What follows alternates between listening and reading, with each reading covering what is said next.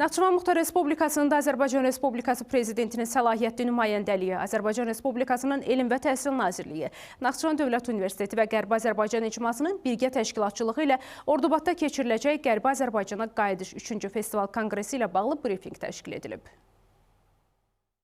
Qərbi Azərbaycan Festival Konqresi 2 gün ərzində Naxçıvan Muxtar Respublikasının müxtəlif bölgələrində təşkil olunur. Həm Naxçıvan şəhərində, həm Naxçıvan rayonlarında təşkil olunur.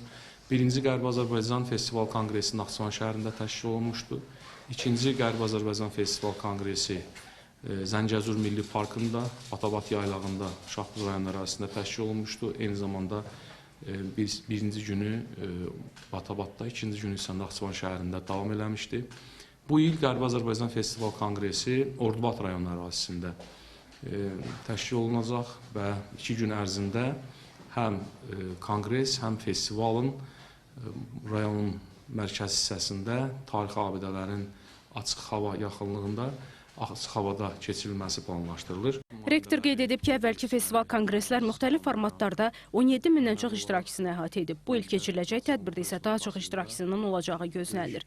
Belə ki, Azərbaycanın müxtəlif bölgələrindən, eləcə də xarici ölkələrdən tədqiqatçılar, universitet nümayəndələri, millət vəkilləri, incəsənət xadimləri və ictimaiyyət nümayəndələri Qərbi Azərbaycana qayıdış mövzusunda keçiriləcək festival konqresə qoşulacaq. Əsas məqsədimiz alimlərlə, tədqiqatçılarla birlikdə uzun müddət tədqiqatçıların qismən diqqətindən kənarda qalmış mövzuları, xüsusilə Qərbi Azərbaycanla bağlı mövzuları təbii ki, müxtəlif aspektlərdən araşdırmaq, tədqiqatçıların qəbul edilmiş məqalələrini yayınlamaqdan ibarətdir. Bu dəfə bizim festival konqresin 8 istiqamət üzrə konferansların keçirilməsi nəzərdə tutulur. İlk dəfə rəqəmsal dünya və Qərbi Azərbaycan mövzusu əlavə olunubdur. Konqresin istiqamətlərinə.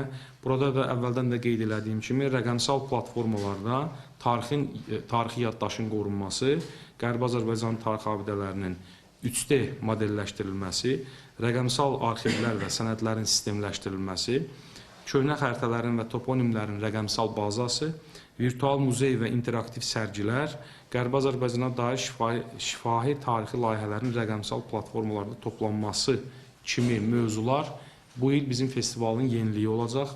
Rektorun sözlərinə görə bu ilki festival konqres əvvəlkilərdən bir sıra yenilikləri ilə fərqlənəcək. İlk dəfə olaraq Qərbi Azərbaycanın zəngin saz söz ənənələrini yaşadan aşıqların iştirakı ilə xüsusi aşıq məclisi təşkil olunacaq. Bu ilki tədbirimizə biz Azərbaycan Aşıqlar Birliyini dəvət eləmişik və Qərbi Azərbaycan əsilli aşıqlarımızın ifasında biz mədəniyyət tədbirində yeni Qərbi Azərbaycan mahnılarının, aşıq sənət nümunələrinin şahidi olacağıq.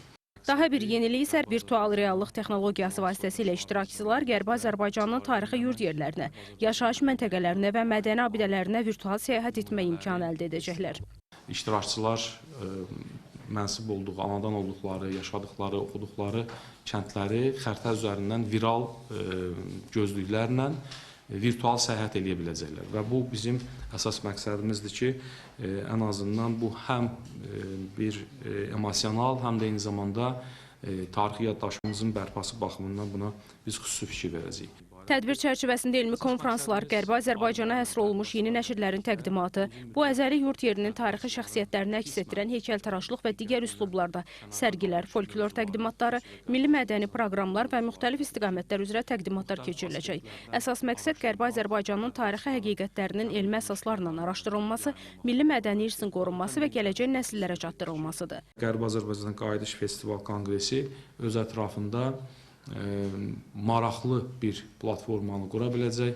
Qərbi Azərbaycan həqiqətlərini, tarixi həqiqətlərinin ortaya çıxmaq üçün alimlərimizin, tədqiqatçılarımızın məruzələri və təqdimatlarından biz gənclərin və bu sahədə ciddi məlumata ehtiyacı olan bizim əhalinin maariflənməsində yaxından iştirak edə biləcəyik. Mən bütün iştirakçılara uğurlar arzulayıram və inanıram ki, bu tədbirimiz də bundan öncəki tədbirdə olduğu kimi uğurla başa çatacaq. Samiq Nuriyev, xanım Rüstəmzadə, Cəmil Məhərrəmov, NTV Xəbər.